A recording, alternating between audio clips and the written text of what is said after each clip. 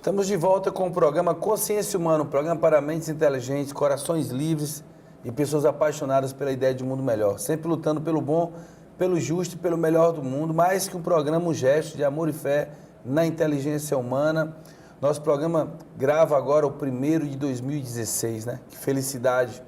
Desde o dia 30 de julho de 2007, que nós estamos aqui na TV Assembleia, nesse mesmo horário, fazendo esse programa maravilhoso e agora começando mais um novo ano, um ano que nós esperamos que seja de fato um ano de recuperação, um ano para que a gente possa plantar sementes para um futuro cada vez melhor, um ano onde o amor possa prevalecer, onde a paz de fato possa ser o caminho. Aqui eu vou interpretar um pouco a frase do nosso Papa Francisco, que na sua primeira fala do ano de 2016, dita no dia 1º de janeiro, que é o Dia Mundial, comemorado o Dia Mundial da Paz, disse que a indiferença é inimiga da paz. E quando o Papa Francisco fala que a indiferença é inimiga da paz, ele está querendo dizer que não podemos ser indiferentes àquilo que machuca a paz, àquilo que tira a paz. E quantas coisas no mundo tiram a paz da humanidade, tiram a paz, né, das pessoas, tiram a paz das crianças, dos mais velhinhos, e nós precisamos olhar isso com muito mais carinho. E o Papa foi muito feliz no momento em que ele fala que essa indiferença precisa ser combatida. Porque a indiferença é quando o ser humano não liga, a indiferença é quando o ser humano ele vê uma criança no meio da rua e ele passa desapercebido pelaquela criança como se ela não existisse, como se ela não tivesse nada. A indiferença é você passar por uma escola pública em que o professor não foi dar aula, em que a escola não está devidamente cuidada e você não liga para aquilo. A indiferença é com alguém que tem depressão, que tem dores emocionais e aqueles que estão junto acham que aquilo é uma besteira. Ou seja, nós somos indiferentes a tantas pequenas coisas e essas pequenas coisas que somos indiferentes fazem com que a humanidade se torne uma humanidade que não tenha paz. Ou seja, quando a gente fala de paz, ninguém está falando só apenas da guerra, os grandes conflitos, os grandes confrontos entre as nações.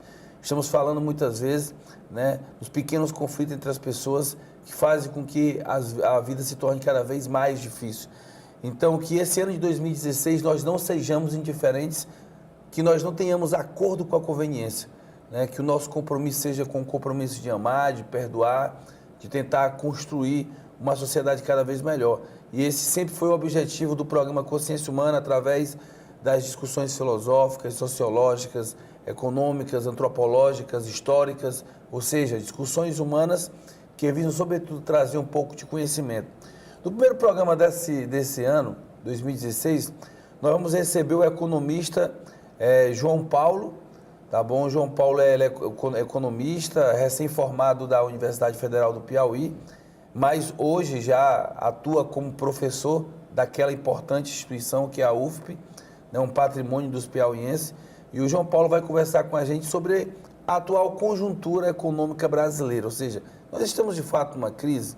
O que significa essa crise que todo mundo fala e muita gente quer explicar e que muita gente passa a ter medo dela, passa a revigorá-la e outras pessoas dizem, não existe crise, isso é coisa da mídia. O João Paulo vai tentar explicar um pouco, né, fazer com que você, que é nosso telespectador, possa entender um pouco dessa conjuntura que o Brasil passa economicamente e que é muito importante nesse momento para que a gente possa conversar. João Paulo, muito obrigado pela sua presença no nosso programa. O prazer é todo meu, Elielson. É uma satisfação aqui estar no teu programa, primeiro programa de 2016, e espero estar contribuindo com as pessoas, com os ouvintes que estão preocupados com a situação da economia brasileira e que acaba afetando a vida de todos nós. João Paulo, nesse primeiro bloco, eu vou tentar aqui, para a gente poder entender a crise brasileira atual, eu acho muito importante nós tentar aqui fazer um apanhado histórico, né, do que é o Brasil. O Brasil, chegam os portugueses em 1500, né, com a clara manifestação de explorar o país. Né? Esse país é explorado durante 322 anos dentro do ponto de vista colonial, ou seja, oficialmente falando, né? Eu falo isso porque nós temos a data simbólica do dia 7 de setembro de 1822 como a suposta independência do Brasil. E aí nós temos vários períodos, o período do pau-brasil, da cana-de-açúcar, o período do café, da mineração, né? O período da mineração vem antes do café, inclusive. Ou seja, que são períodos em que o país é um país altamente agrário, né? Que serve aos interesses internacionais. E aí eu tenho um Brasil que vem após a independência numa tentativa de se fazer um país mais presente. Como é que o João Paulo faz um rápido recorte aí desse período que vai da chegada dos portugueses até mais ou menos ali meados do século XIX, século XX? Sem dúvida, Elielson, entender hoje a realidade do Brasil passa por um exame dos acontecimentos históricos que ocorreram durante todo esse período, ainda que não consideremos assim, a situação atual como uma consequência direta de ações que ocorreram há 500 anos atrás, evidentemente, mas é importante para identificarmos e entendermos as nossas identidades, a nossa identidade. Então, o Brasil, ele desde a chegada de Portugal aqui, o Brasil se tornou um país primário exportador. Vinculado ao Pacto Colonial, o Brasil ele passou por diversos ciclos, né? Você citou aí alguns deles, mas todos eles voltados unicamente à produção e exportação de um único produto. E esse período ele é importante porque mostra o quanto que foi deixou o Brasil atrás, né, atrasado em relação a países na Europa Ocidental, né, os Estados Unidos, etc. O Brasil até o período da independência, e até, na verdade, bem mais do que isso, porque durante todo esse período o Brasil ele não se tornou uma economia capitalista totalmente, porque, por exemplo, existia escravidão no Brasil até institucionalmente final da década de 80. Então, esse período ele é um atraso economicamente por conta desse não desenvolvimento dos aspectos do capitalismo, e o Brasil ficou focado apenas na produção de um único produto. João, você pega, por exemplo, muita gente pergunta, às vezes alunos, o pessoal que conversa com a gente sobre essas questões, por exemplo, os Estados Unidos sofrem um processo de colonização também. Os Estados Unidos são colonizados, mas há diferença. Por que os Estados Unidos conseguem sair da sua colonização e conseguem construir um país pujante, um país competitivo, e o Brasil ainda sai com as mazelas do atraso colonial?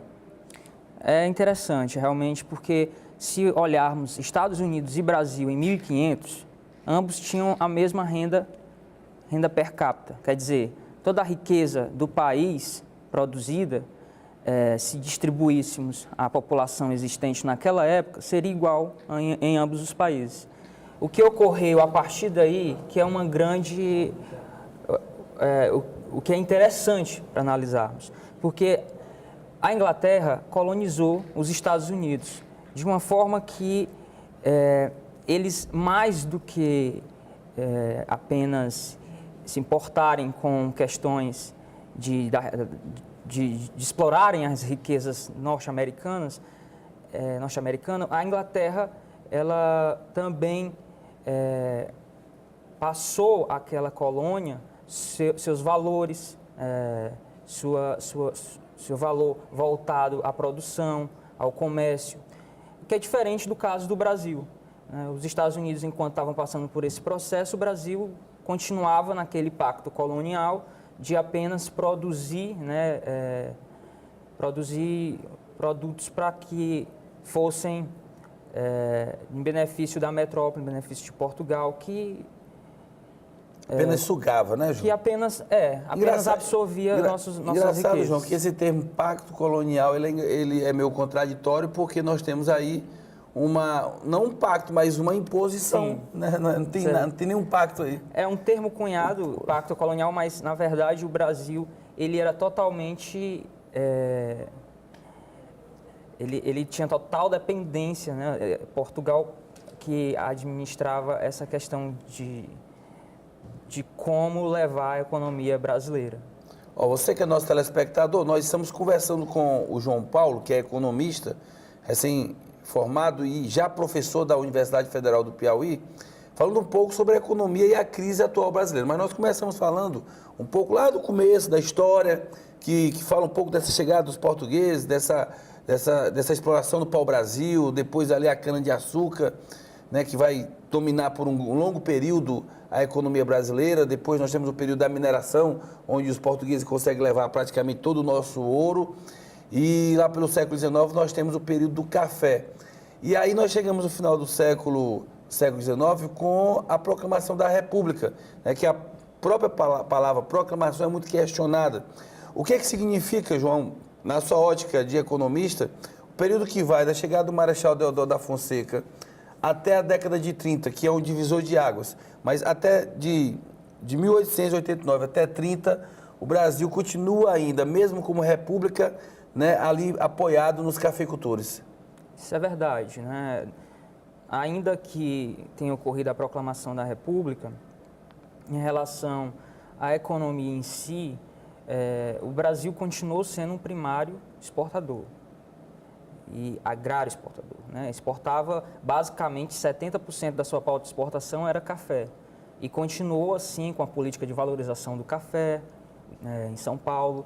Então, não houveram, desse ponto de vista, mudanças estruturais, não ocorreu uma mudança aí, grandes mudanças. Ocorreu a mudança da questão, como a gente estava comentando, do regime escravocrata, né, que até então era institucionalizado, ainda que apesar, já no século XIX, isso paulatinamente foi perdendo força, mas com a proclamação da República, isso já não existia mais institucionalmente falando.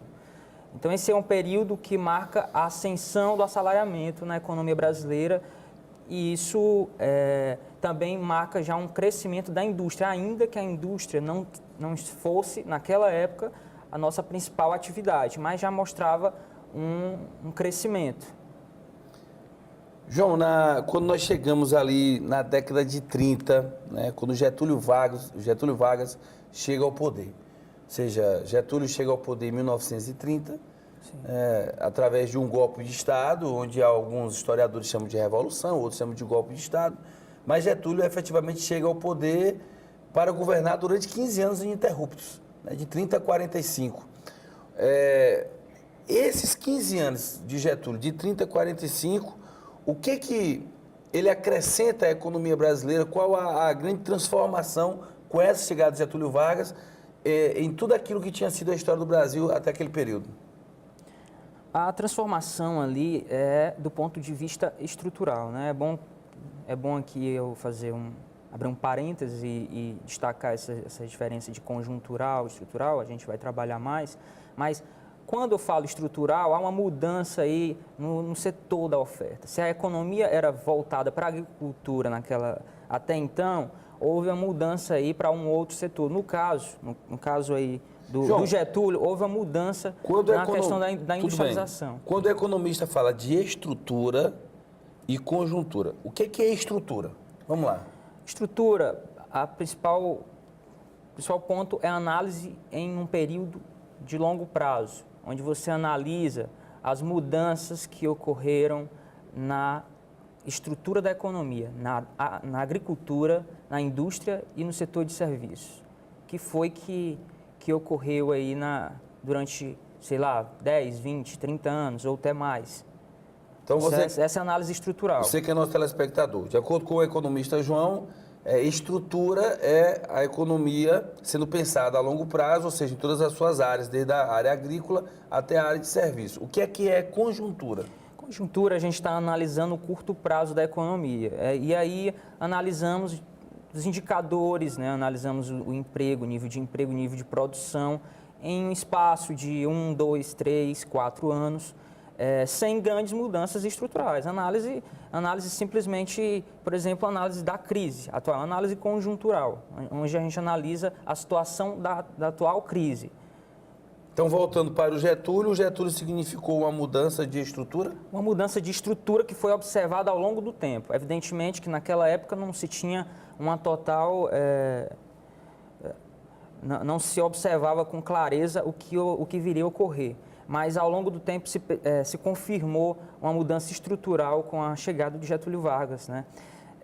A economia, que até então se voltava praticamente, totalmente para a produção de café, diante da crise que veio ocorrer durante a década de 30, que foi iniciada lá nos Estados Unidos, na quebra da Bolsa de Nova York, em 29, ocorreu um processo de resposta da economia brasileira em relação a isso.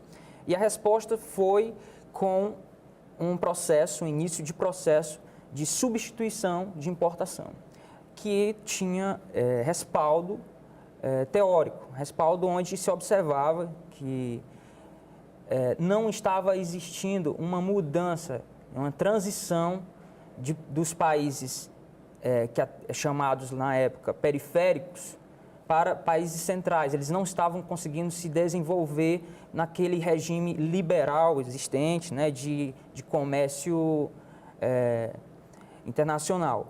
Então, a mudança ocorreu nesse sentido, uma resposta à crise norte-americana, né, com a substituição de importação. O Brasil começou a produzir em massa, né, a indústria, e o Estado ganhou muita força. O Estado, que até então não tinha, o Estado era mais de subsidiar, o Estado foi, ao longo do tempo, a partir de 30, ganhando bastante força, e isso foi com Getúlio Vargas, sim. Então, podemos concluir com essa sua análise que de 30 a 45, aí você tem ali o governo do Dutra de 46 a 50, você volta a ter o Vargas de 50 a 54, que é onde, inclusive, a Petrobras ganha uma força muito forte, a questão do petróleo no Brasil se torna mais evidente. Então, nesse recorte, essa década de 40, essa década de 50, na sua lógica, até aquele período do Getúlio, há uma mudança estrutural no Brasil. Sim. E o Brasil ganha um novo sentido. Sim, na verdade, o Brasil foi construindo o que a gente chama na economia nosso parque industrial. A gente fomos construindo departamentos, fomos construindo um parque de bens de consumo não duráveis, indústria têxtil, né, alimento, de bebidas, etc. Fomos depois construindo o departamento de bens de consumo duráveis, né, linha branca que hoje a gente vê aí. E depois o departamento de bens intermediários, que vão dar toda a matéria-prima necessária à indústria. E, por último, a gente construiu os departamentos de bens de capital, que são as máquinas e equipamentos necessários para a própria indústria. E nisso, ao longo de todo esse período, nós construímos uma sólida indústria brasileira no Brasil. Então, esse foi a progressividade que ocorreu na indústria no Brasil. E o Vargas iniciou isso, teve esse período, teve o período ditatorial ali, foi até 45. Esse período ditatorial, João, nós vamos deixar para o próximo bloco, tá certo? Vamos lá. Bom, você que acompanha o nosso programa, a gente está conversando com o economista João Paulo. Ele fez assim uma introdução sobre a economia brasileira desde a chegada dos portugueses até aqui o momento em que Getúlio Vargas chega ao poder. No segundo bloco a gente vai debater um pouco mais sobre o Juscelino Kubitschek, sobre o período da ditadura militar, para no último bloco nós de fato debatermos a crise brasileira, ou seja, para que você entenda todo o contexto do que é o Brasil e do que nós podemos chamar ou não de crise no Brasil. Nós vamos para um rápido intervalo, daqui a pouco nós estamos de volta. Viver e ser livre, saber dar valor para as coisas mais simples, pois só o amor constrói pontes indestrutíveis. Viver e ser livre, saber dar valor para as coisas mais simples, pois só o amor constrói pontes indestrutíveis. Bom, estamos de volta com o programa Consciência Humana, agora no segundo bloco. Estamos conversando com o economista João Paulo, professor da Universidade Federal do Piauí, que vai nos ajudando a entender um pouco a história econômica do Brasil, para a gente entender, de fato, o que é esse negócio chamado crise, que tanto se alardeou em 2015 e que ainda está aqui buzinando nos ouvidos da gente para 2016. Professor João Paulo, no século XX, nós temos ali, citamos Getúlio Vargas, como um presidente importante, como de fato, aquele que mudou as estruturas da economia no Brasil. Ou seja, deu um novo direcionamento para essa economia. Getúlio Vargas, no dia 24 de agosto de 1954, como ele mesmo diz, sai da vida para entrar para a história, né? Se suicida, sai da vida pública e da vida humana, e tem um rápido governo ali de transição do Café Filho, e nós chegamos ao governo do Juscelino Kubitschek. Ou seja, o que significa os 50 anos em 5? Né? O que foi isso para a economia brasileira? Hoje, muito tempo depois, além dos livros de história, como é que a nossa comunidade, as pessoas podem entender de uma forma normal? 50 anos em 5? Aí foi um termo que ele mesmo, né, era utilizado no seu governo, mas o fato é que, economicamente, o governo de Juscelino Kubitschek foi marcado pelo plano de metas, que ele foi criado no seu governo. Foi um plano que deu uma pujança econômica à economia brasileira de uma forma muito grande. A gente pode, de forma bastante facilidade, encontrar aí livros que considerem como o presidente que mais avançou economicamente em um regime democrático, porque, diferentemente do Getúlio Vargas, ele estava ali, né, naquela época, início de 30, o Getúlio era um regime um regime autoritário, o regime dele era um regime democrático, e ele conseguiu avançar muito em relação ao processo de substituição de importações. Certamente, possivelmente, foi o que mais avançou nesse processo da economia brasileira. Então, ele criou muitos setores, assim, a indústria, a siderurgia, rodovias, em termos de infraestrutura, o governo do Juscelino Kubitschek foi muito importante e ainda hoje vemos no Brasil os impactos disso. Nossa malha ferroviária, né, rodoviária, principalmente rodoviária e infraestrutura de maneira geral, foi com Juscelino Kubitschek que tivemos um grande avanço.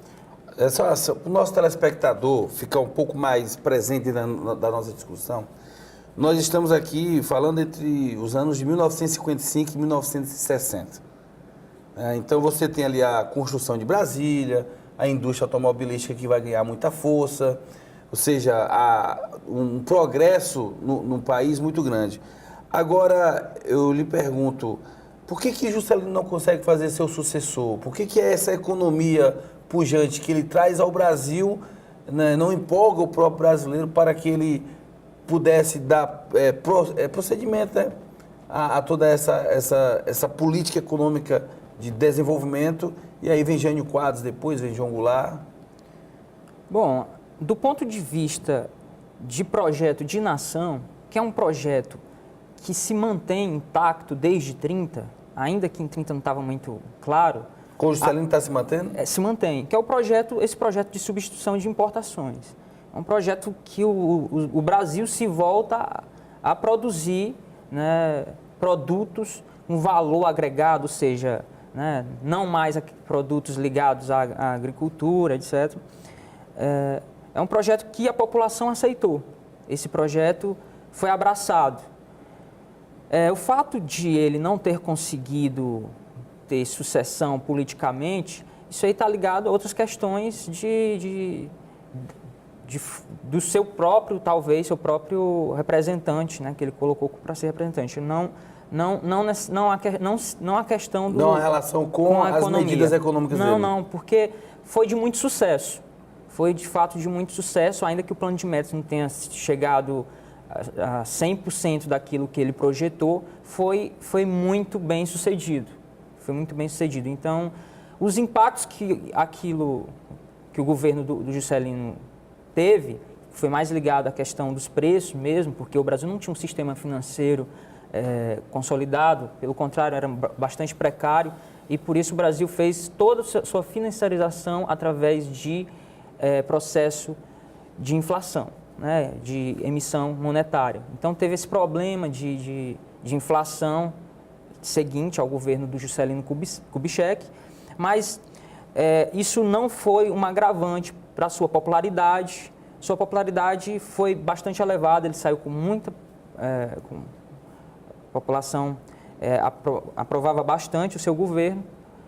E o que veio depois, né, que foi com Jânio, né, Jânio Quadros, que foi eleito,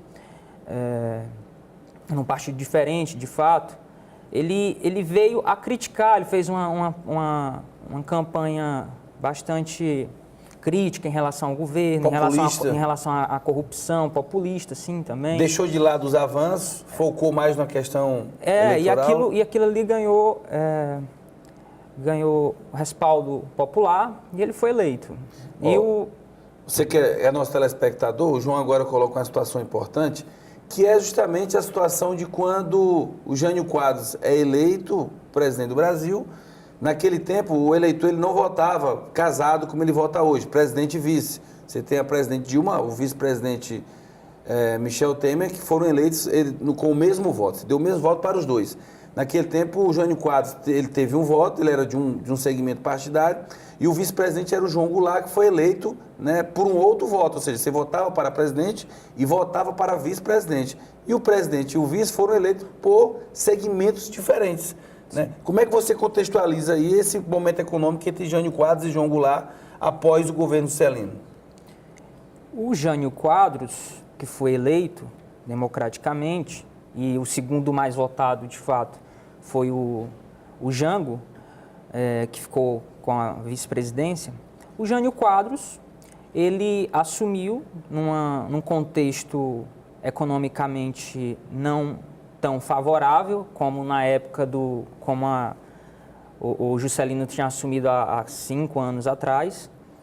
Ali em 1960, a economia brasileira estava sentindo ainda os impactos do plano de metas, mas já sentindo também efeitos da inflação.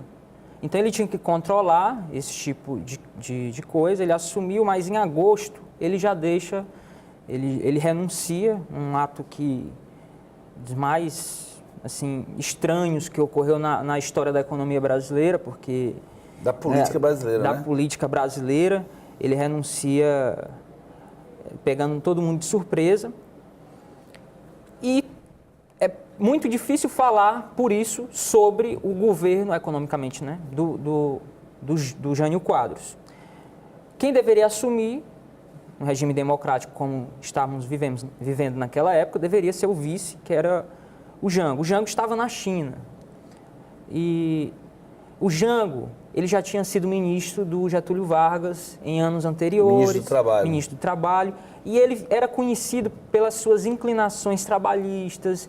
E isso era uma coisa desconfortável a certas elites, a certos grupos sociais existentes no Brasil. Então, prepararam uma forma de evitar que ele governasse. Tomasse decisões. Ele já estava lá na China, então o Brasil fez o Congresso fez a mudança, o Brasil fez a mudança de regime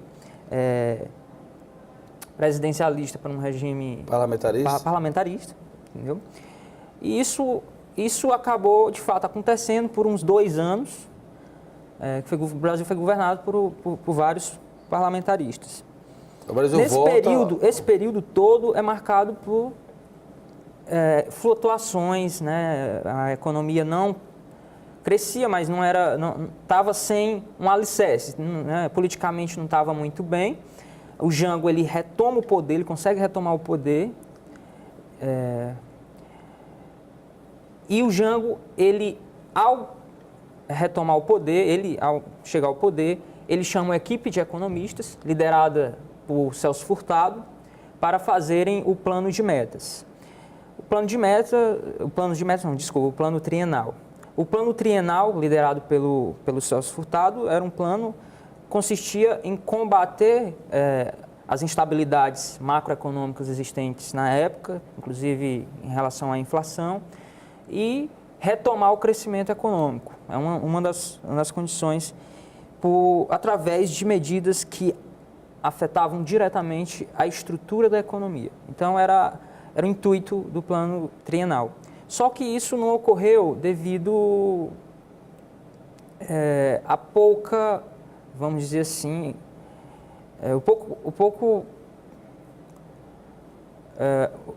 aceitação popular, aceitação política da situação. A questão das reformas de base foram preponderantes para isso, para essa não aceitação, ou seja, chocou com os interesses de categorias econômicas e sociais diferentes? Sim, evidentemente que sim, porque a popularidade do Jango já não estava muito, assim, entre diversos grupos não estava lá muito boa, e o plano, ele, em um de suas diretrizes, era voltado à questão da reforma agrária, que era algo que Jango e que economistas estruturalistas, onde o Celso Furtado era ligado, defendiam há muito tempo. Você considera que, por exemplo, esse momento na história do Brasil foi o momento para que a reforma agrária fosse feita? Eu acho que foi o momento onde mais nos aproximamos de termos uma reforma agrária. Foi o grande momento da história do Brasil? Sim, eu acho que para a reforma agrária? Sim, para a reforma agrária. O fato foi que, mais do que a reforma agrária, era a questão do governo em si, a questão do governo ter sido economicamente frágil, não deu respaldo para que isso viesse a ocorrer. João, não deu legitimidade. Nós saímos desse período, né, de Jânio e João Goulart, período conturbado, e entramos num período ainda mais complexo, né, mais doloroso ainda para a nossa história, que é o período conhecido aí como ditadura militar, que é o governo dos militares, que chegam ao poder em 1964.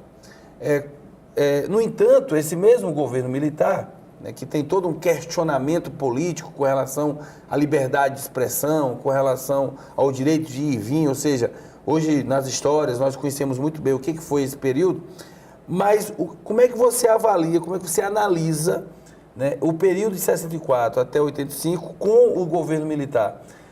Quais foram os pontos negativos ou positivos do governo militar no Brasil, do ponto de vista econômico? Claro, pois essa é a grande questão. Porque, do ponto de vista político, há uma grande controvérsia, né, em relação ao período da intervenção, ditadura militar. O fato é que, economicamente, a ascensão do regime militar, que foi em 1964, quer dizer, eles tiraram, né, com a saída de Jango, vem Castelo Branco e assume a junta militar. O que eles afirmavam na época que era um período de transição devido à ameaça comunista, né, que era a principal justificativa deles, e seria um período de colocar em ordem, né, politicamente, moralmente, o Brasil. Mas o fato é que economicamente não houveram grande conclusão, não houveram grandes mudanças estruturais na economia brasileira.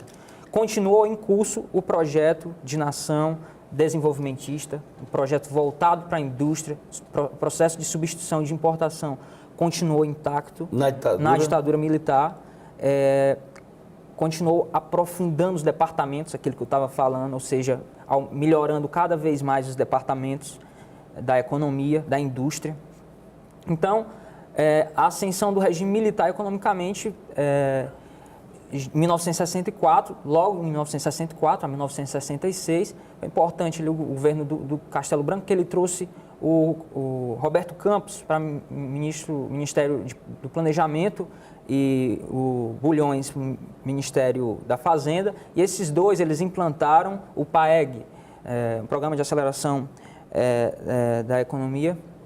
Programa de aceleração da economia. E o PAEG... Lembra alguma coisa parecida assim, com o programa de aceleração do crescimento? Eu queria fazer só uma ressalva. Na verdade, o PAEG ele vem como um programa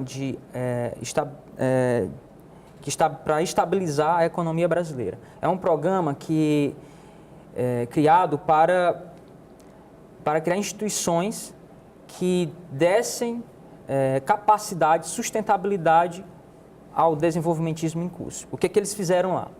Foram criados o Banco Central do Brasil, foram criados, o sistema financeiro foi totalmente reformulado, instituições financeiras foram criadas, e também foi feita uma reforma tributária, uma reforma muito importante tributária que até hoje ela está vigorando. É uma reforma que acabou penalizando, por exemplo, os trabalhadores, mas uma reforma que aumentava a capacidade de financiamento do governo, que que estava sofrendo desde Juscelino Kubitschek com aquele processo de emissão, né? O governo emitia moeda para se financiar. Então isso aí foi extinto, vamos dizer assim, com o PAEG, porque o PAEG ele proporcionou a criação da dívida brasileira, né, de se financiar através de emissões de títulos, etc. João, recapitulando aqui toda a nossa conversa, se o telespectador estiver bem atento a toda a nossa conversação, você vê que o Brasil muda estruturalmente a partir de Getúlio. Você passa pelo período do Getúlio, que é de 15 anos, depois tem um Dutra rapidamente, depois tem um governo do Getúlio novamente. Vem o governo do Juscelino Kubitschek, o conturbado governo de Jânio com João Goulart.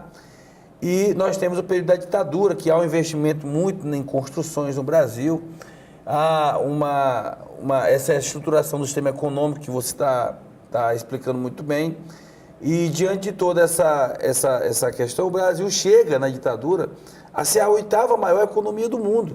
Ou seja, nesse processo todo, mesmo que conturbado, o Brasil chega a ser a 8ª maior economia do mundo, onde fica a contradição, porque ela chegou a ser a maior 8ª economia, onde o bolo cresceu, mas a divisão foi equivocada.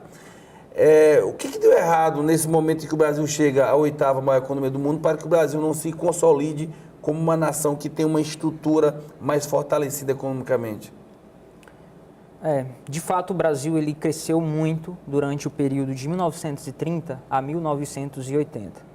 Durante todo esse período, o Brasil viveu o processo de substituição de importações.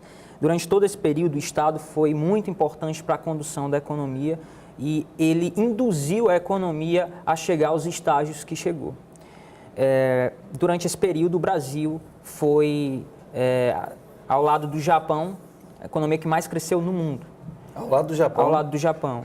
No século XX, o Brasil, depois do Japão, foi a economia que mais cresceu no mundo.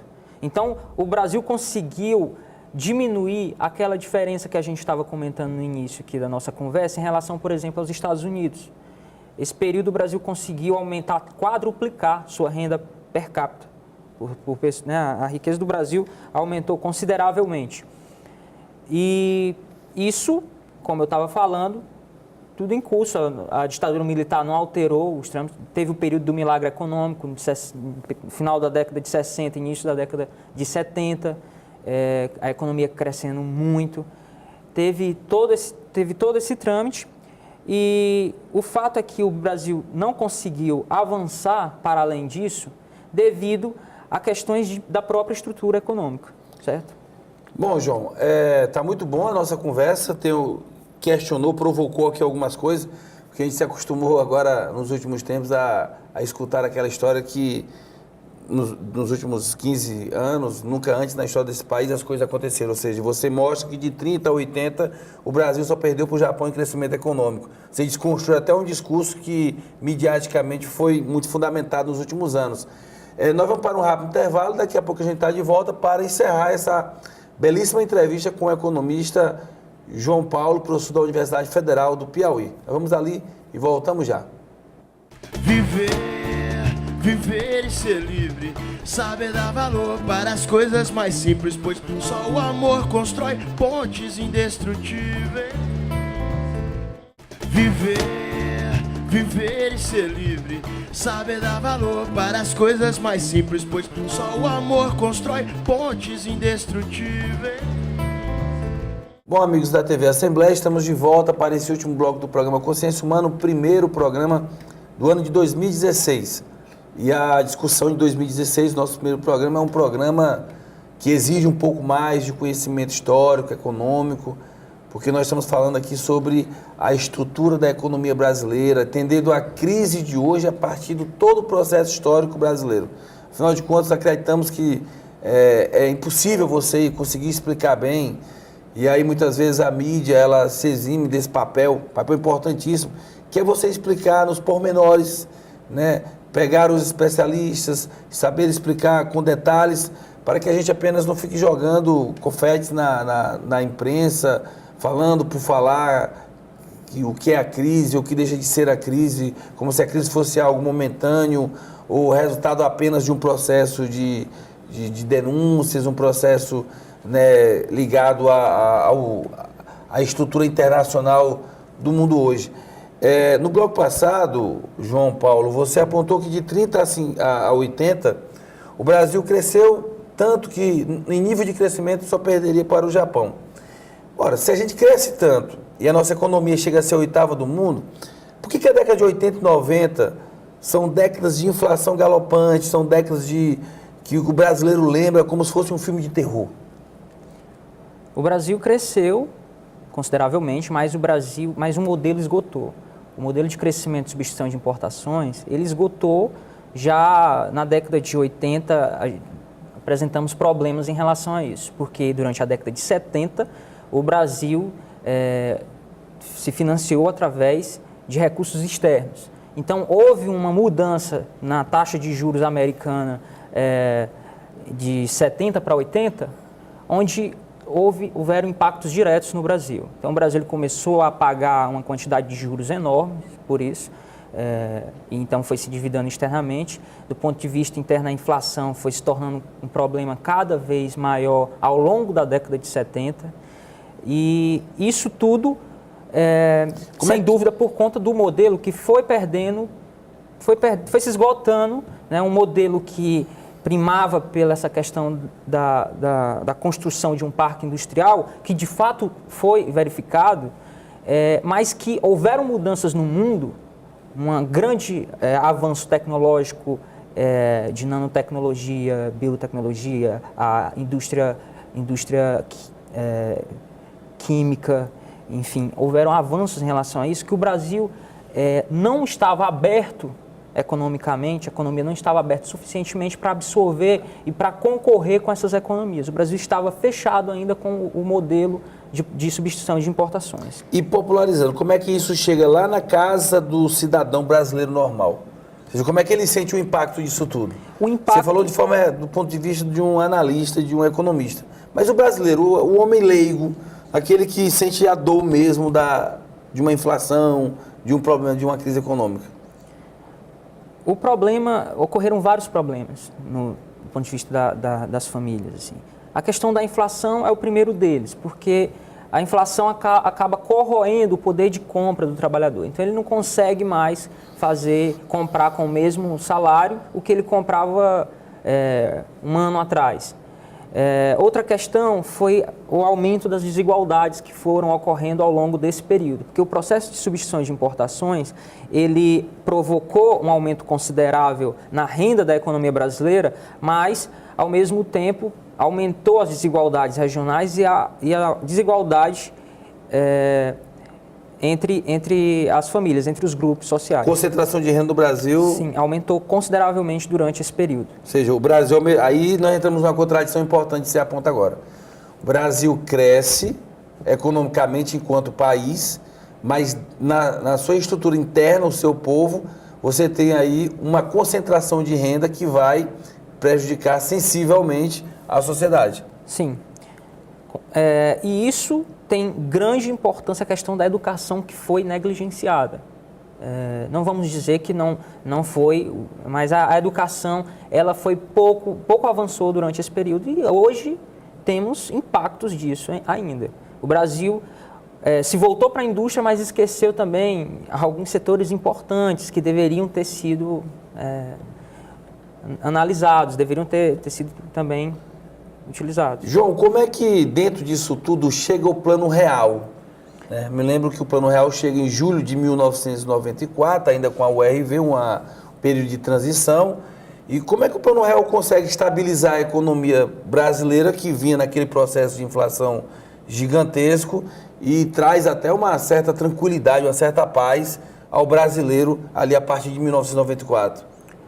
O Plano Real foi o resultado de vários planos mal sucedidos. Assim, tivemos 3 planos na década de 80 durante o governo Sarney, né? De 85 a 89 tivemos 3 planos. E o plano Real é um resultado de políticas que iniciaram a partir do governo do Collor. No governo Collor, de fato, é o momento de abandono do modelo de substituição de importações.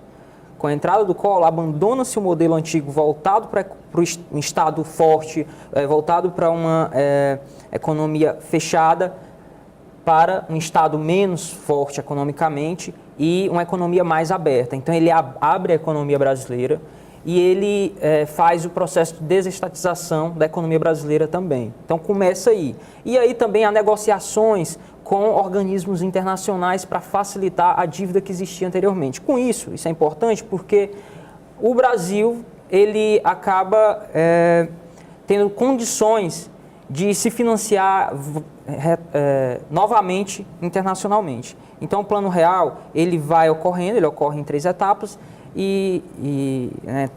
com ajustes fiscais e ajustes internacionais.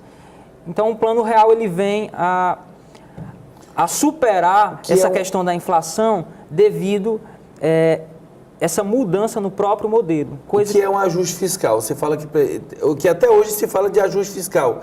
O ex-ministro agora, Joaquim Levy, falava de ajuste fiscal, o novo ministro fala de ajuste fiscal, você disse que o Plano Real teve ajuste fiscal. O que significa ajuste fiscal para o povo, ou seja, para a sociedade? O ajuste fiscal, basicamente, é o governo conseguir conter gastos, tendo em vista sua arrecadação. Então, se ele consegue diminuir seus gastos públicos ao longo do tempo, aumentar sua poupança, a gente considera isso um ajuste fiscal. Então, o Plano Real, ele tem como condição o ajuste fiscal, a URV, que você comentou, que foi uma coisa importante, muito importante, para consolidação, né, do Plano Real e sua eficácia. E, por último, a abertura aos mercados. O Brasil abriu aos mercados, então, ao abrir os mercados, conseguia entrar um grande fluxo de dólares na economia, dolarizando a economia, tornando os preços mais baixos também, ao mesmo tempo em que estimulava as importações e logo pressionando menos a economia, já que estimulava as importações. A economia interna ficava menos pressionada em relação aos preços, isso era importante para que o Plano Real não tivesse o mesmo fim dos planos anteriores. João, nós temos ali um governo de 94, 98 do Fernando Henrique, que ele consegue ser pujante, o brasileiro se sente muito bem, tanto que o Fernando Henrique é reeleito em 98, presidente do Brasil, né, com a maioria esmagadora de votos. Só que em 2002, já carente de uma melhor distribuição, né, dessa questão econômica e já não tão bem quanto antes, o presidente Lula chega ao poder e tem todo um investimento na área social. Ou seja, eu posso dizer que esse investimento dessa área social que o presidente Lula consegue obter nos seus 2 mandatos é fruto dessa estabilidade dessa economia ou ele tem que fazer um novo ajuste na economia para poder fazer esses investimentos sociais? Bom, Elielson, o governo Lula, ele conseguiu fazer todos os investimentos sociais, voltar a essas questões, muito devido à questão das reformas que foram iniciadas e algumas consolidadas no governo do FHC, de 95 a 2002.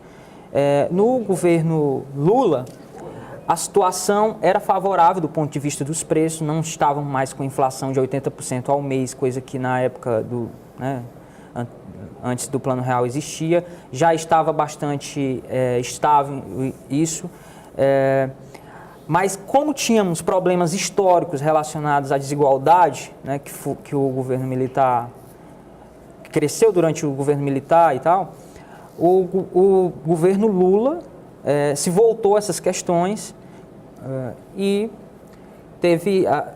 foi muito bem sucedido, também devido à conjuntura internacional favorável, né, aumento dos preços, ascensão dos asiáticos, a China crescia de uma forma bastante pujante. Então, essas condições internacionais favoráveis, as condições internas também favoráveis, porque houve um ajuste fiscal a partir do segundo mandato do governo do FHC foi bastante positivo.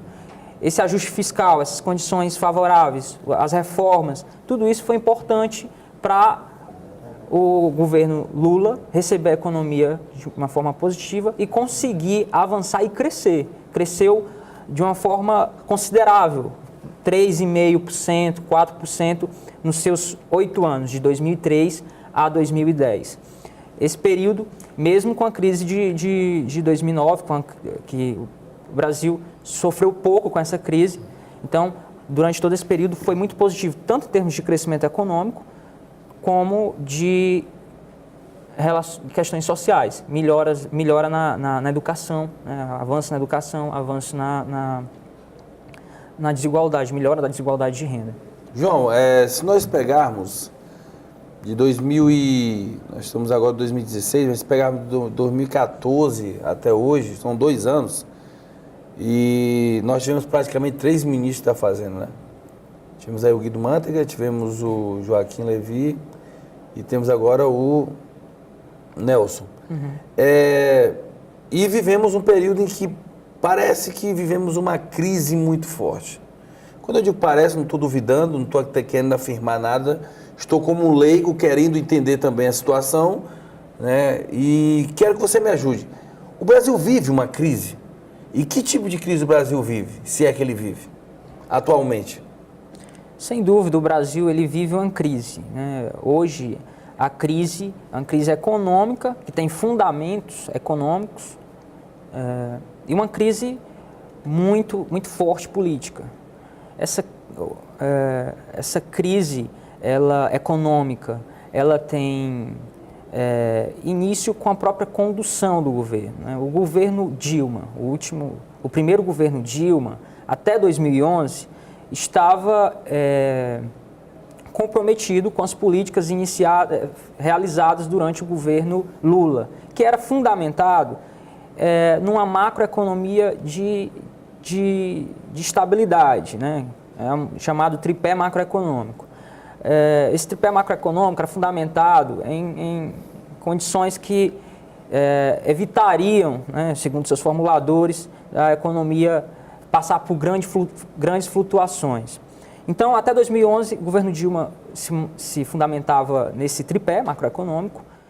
A partir de 2012, houveram mudanças na condução. O governo começou a diminuir a taxa de juros de uma forma progressiva, ainda que a inflação, na época, não estivesse em níveis tão estáveis, né, quase 6,5%, quer dizer, quase batendo no teto da meta. Então, foram ocorrendo também a administração de preços. Os preços administrados já são administrados por si só, mas eles foram congelados durante boa parte, né, até pouco tempo atrás. E o governo, o principal deles, de todos os problemas, que culminou nessa crise, o governo aumentou muito seu gasto real. Aumentou seu gasto real, seu gasto aumentou para além de sua arrecadação, né? Aquela coisa do ajuste fiscal que estava sendo feito, que estava sendo utilizado pelo Palocci até 2006. O Mantega ainda continuou, ainda que tenha diminuído, a partir de 2006, foi escasseando, foi perdendo cada vez mais. Então, foi aumentando o gasto, a arrecadação não era no mesmo ritmo do gasto e logo fomos tendo problemas fiscais nesse período. Então, esse problema fiscal foi impactando diretamente na confiança do consumidor e na confiança do empresário. O próprio modelo também, um modelo voltado muito para o consumo, estimulando o crédito, estimulando o consumo e não o investimento. E isso, do ponto de vista estrutural, em médio prazo e tal, não é sustentável. A economia precisa fazer reformas que assegurem o crescimento de setores de alta produtividade. Isso é um problema que culminou na baixa produtividade existente hoje. A baixa produtividade hoje existe muito em função da economia brasileira estar voltada a setores de baixa produtividade, que são setores de serviço. Então, os setores de serviços aumentaram bastante, cresceram muito. Hoje é 70% do nosso PIB, de toda a nossa riqueza nacional. Então, é essa a questão. E a indústria, ela retraiu-se na economia, como um todo. E como a indústria retraiu-se, o emprego da indústria que tem alta produtividade também caiu. Bom, João, realmente nós precisaríamos aqui de alguns outros programas com Consciência Humana para que pudéssemos, de fato, entender e passar para o telespectador. Você que acompanhou o nosso programa, a nossa intenção hoje era dar uma luz acerca da história econômica brasileira para podermos entender esse momento que nós estamos passando. Independente de qualquer situação, fica evidente que o Brasil, pelo menos na nossa avaliação, é um país que busca a sua consolidação perante o mercado internacional dentro de uma economia livre que tenha relações com os outros países. Esperamos que em 2016 o Brasil possa gozar, viver um momento de maior crescimento, né, de maior tranquilidade para o brasileiro e que os investimentos, que a produtividade possa aumentar, como aponta aqui o economista João, que o emprego possa voltar com toda a força e que o governo tenha êxito nas suas ações para que o povo seja, acima de tudo, beneficiado e que o Brasil esteja mais bem colocado, ou seja, que o Brasil seja colocado acima das questões políticas, acima das divergências ideológicas ou teóricas. Quem precisa vencer é o Brasil e quem precisa viver bem é o brasileiro. Esse foi mais um Consciência Humana, né? O programa para mentes inteligentes, corações livres e pessoas apaixonadas pela ideia de um mundo melhor, sempre lutando pelo bom, pelo justo, pelo melhor do mundo, mais que um programa, um gesto de amor e fé na inteligência humana. Até a próxima semana. Muito obrigado, João Paulo. Muito obrigado a você que acompanha o nosso programa. Com certeza estaremos aqui com uma outra grande temática para que você possa evoluir e crescer um pouco mais com a gente. Viver e ser livre, saber dar valor.